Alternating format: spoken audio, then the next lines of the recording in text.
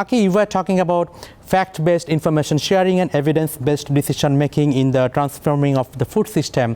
And the food system transformation, in a way, represents the transformation of economical benefit and well-being of human being.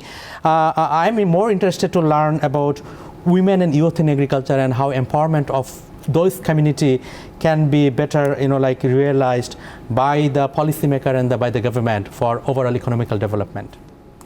Yeah, I mean, at the end of the day, really, problems are specific to the areas that you're looking at. So you can't say there's a magic bullet, a silver bullet that would work for all. So whatever solutions that you think of will need to be really, really localized.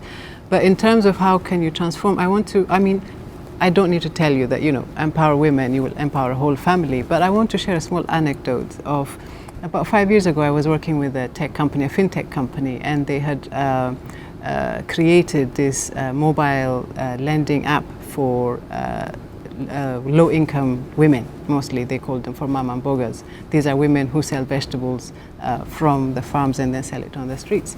And so as a test, they were testing on 12 women. So they brought them in, trained them, and they wanted to test this app. And so this woman borrowed a certain amount of money. And what she did, she went back to her house and then she lent this money to 10 other women. She wasn't supposed to do that. She was supposed to use it herself.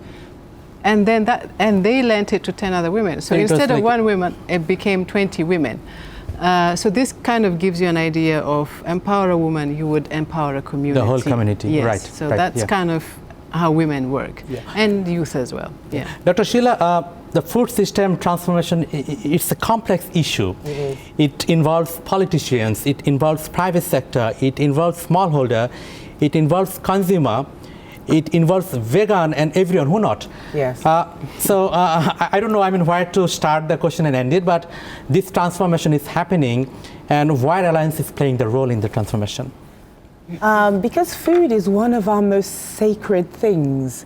Every society identifies itself by the food it grows, the food it eats, the way it eats it. Every society, when you enter any home, they welcome you with a specific food. So food is a very sacred thing. And so governments take food sovereignty as an important thing, and the ability to be able to feed yourself, your family, and your nation is a thing that governments really, if they fail on that, they failed on almost everything else. And so the struggle to make your country self-sufficient as a leader is where they're all judged everywhere in the world. So you have that level of leaders trying to understand that. And then you have the fact that food trade is global, and that there's no country that is sufficient in everything it wants, and also that consumers have appetites that are now global. I'm in the UK and I want to eat mangoes every day, and there's no mangoes in the UK, but I want to eat them every day.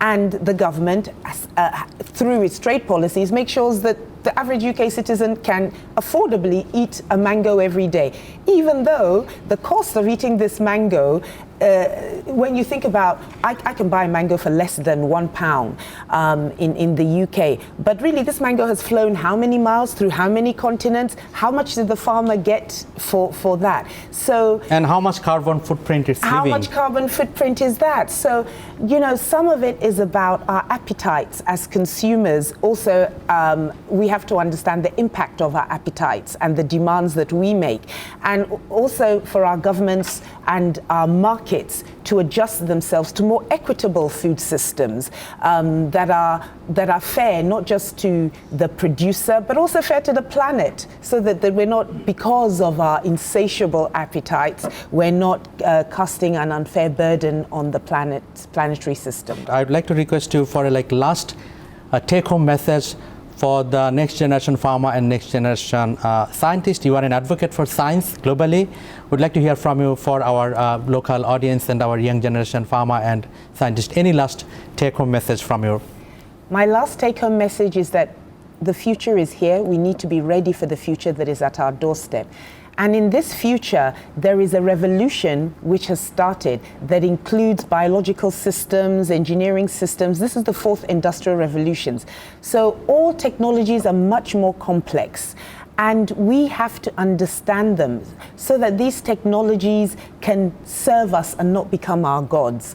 And so we in the Global South, it's important for us to scale up rapidly our understanding so that our young people can enter this future and be able to be instruments of transformation, not just for our countries, but for the world.